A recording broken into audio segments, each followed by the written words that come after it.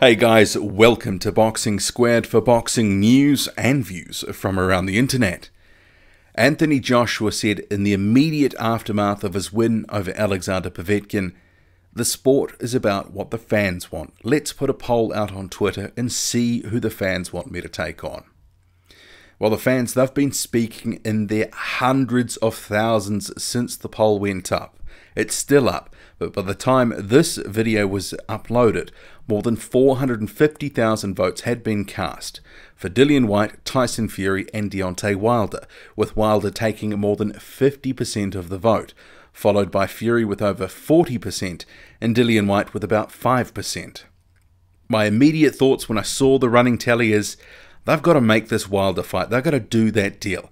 They've got to do everything they can to make it for April.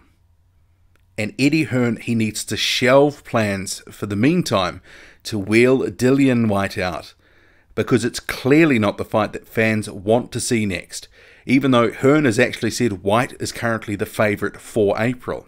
And sure, it's a good fight, but like the Povetkin one, it's kind of like second place in the beauty pageant. I'll come to Tyson Fury shortly, but let's look at the potential for a Wilder-Joshua fight for April, or in terms of getting a deal done. So Eddie Hearn, he has said, being British, we'd like to see Fury win, but for April, Wilder must win if that's going to happen. We're not willing to wait until December to see. A deal must be done in advance of that, subject to him winning. But now, after 80,000 in the worldwide exposure, and after the finish, that offer will look like absolute peanuts when this fight is made. And I'll just cut in here, he's referring to the $50 million previously offered by Wilder and his team to Joshua in the first round of negotiations some months back. Hearn continues, "That is the biggest fight in boxing. Wilder-Fury is a really good fight to see who's the second best heavyweight in the world. Joshua-Vladimir Klitschko was the biggest fight in British boxing history, and Joshua-Wilder would eclipse that.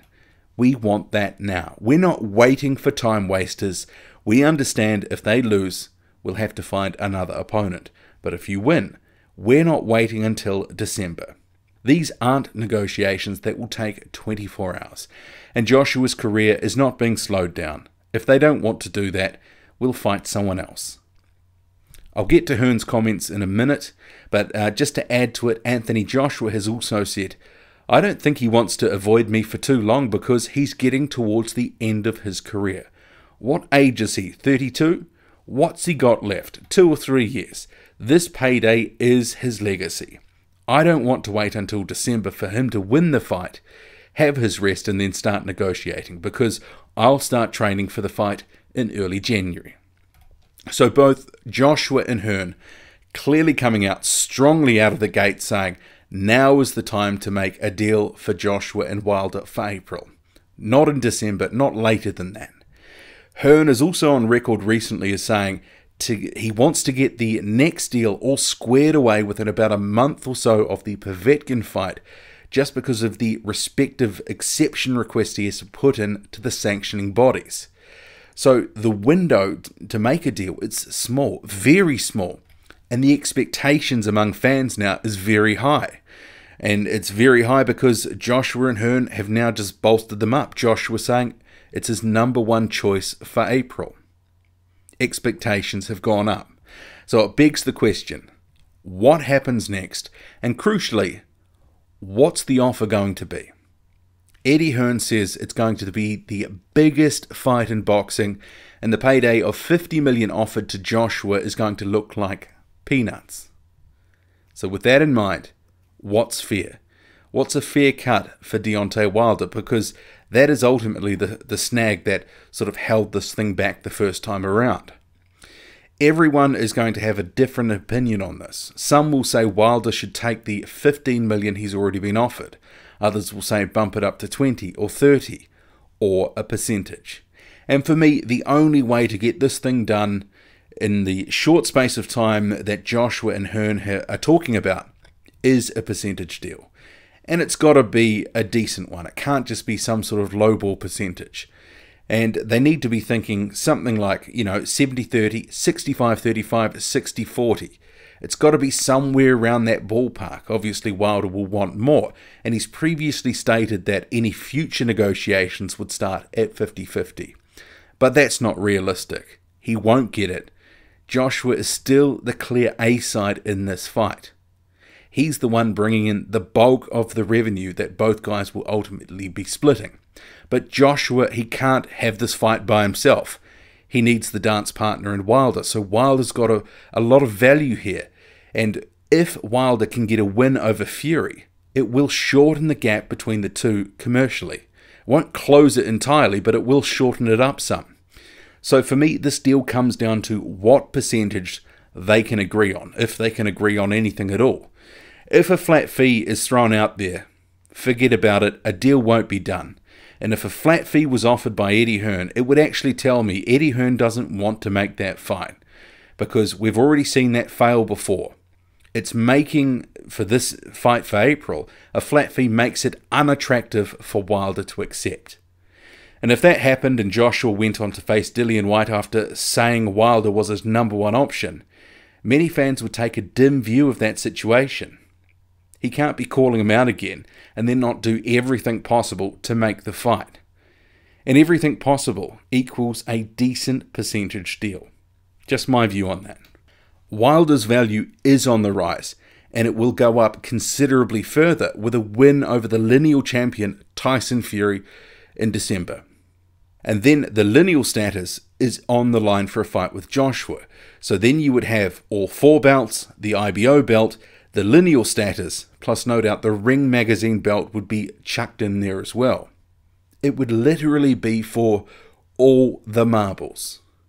So I really hope that they don't go cheap on the offer for Deontay Wilder if they get into negotiations, because Hearn is already saying it's going to be a massive fight generating massive money for Joshua.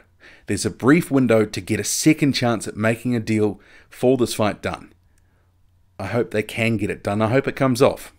And if they do manage to make a deal, but then Wilder goes on to lose to Fury, well, Wilder and Fury would be having a rematch. So that would legitimately give Joshua and Hearn the opportunity to go off and face someone else, a mandatory or potentially a voluntary, in Dillian Whyte or whoever. Okay, so if it also hasn't been half obvious, Anthony Joshua, he doesn't have a lot of time for Tyson Fury, and he's actively been avoiding giving him much airtime. He didn't list him, or hasn't listed him, as a possible opponent for April 13th. And this hasn't been lost on Fury, who said on social media, "I think it's now safe to say that neither Team Joshua or Matchroom will ever fight the Gypsy King. Never. They mentioned if it's not Wilder, it'll be Whyte. There's no mention of Tyson Fury, the lineal heavyweight champion of the world. It's alright fighting men 39 years old, half your size. Tonight's pure evidence that I'm fighting the best heavyweight out there in Deontay Wilder. Joshua's not even close. He's slow, methodical, ponderous at times, powerful, yes, but they all are. Very, very clear to see. Avoid me at all costs. If I was Joshua, I'd avoid me because I will jab your face off, you bum. Hashtag bum city, can't box. Easy night's work. I've never seen a bigger bum in my life." Have to give it to Fury. He's certainly got a way with words, and he can certainly get his message across. And this sort of stuff, it does keep stoking the rivalry. But I don't believe Joshua is scared of him or avoiding him. Rather, he just doesn't want to give Fury too much oxygen in the media. But he's certainly not above trolling Fury to give a little back of his own. So he's tweeted here a screenshot of Fury having blocked him on Twitter, saying, "Why so serious?" But the Twitter poll does show there's an appetite for the Fury and Joshua fight, with Fury getting more than 40% of the vote cast. If Fury does get back to his best, he'll be a tough test for Joshua. He'll be very tough for Joshua to handle. But perhaps one of the reasons Joshua hasn't mentioned Fury for April 13th is it comes down to logic. If Fury beats Wilder, Wilder gets a rematch. But if Wilder wins, then he can go on to fight Joshua. I'm not so sure Fury can lose in December and then walk straight into a Joshua fight off a loss. Stranger things have happened in boxing, but I think it's unlikely. I also wanted to note from those comments from what Fury had said. He said, "It's alright fighting men 39 years old, half your size." And that got me thinking, didn't Tyson Fury just in June fight 39-year-old Sefa Fury? Food for thought. But the unwitting pawn in this whole situation now is Dillian Whyte, who obviously wants the rematch, and he's going to be sitting on the bench, waiting, watching, waiting for his name to be called. And even then, if it is called, fans have already made it clear, they've indicated they'd rather not see it next. Which I do hope that Eddie Hearn takes it into consideration for negotiations, if negotiations can be underway with Deontay Wilder. Because if it is Whyte next, more fans will start questioning whether Eddie Hearn and Anthony Joshua really want that fight. What do you make of it all? Drop a comment, loud and often, hit like, hit subscribe, follow me on Twitter, boxing_squared. I'm out.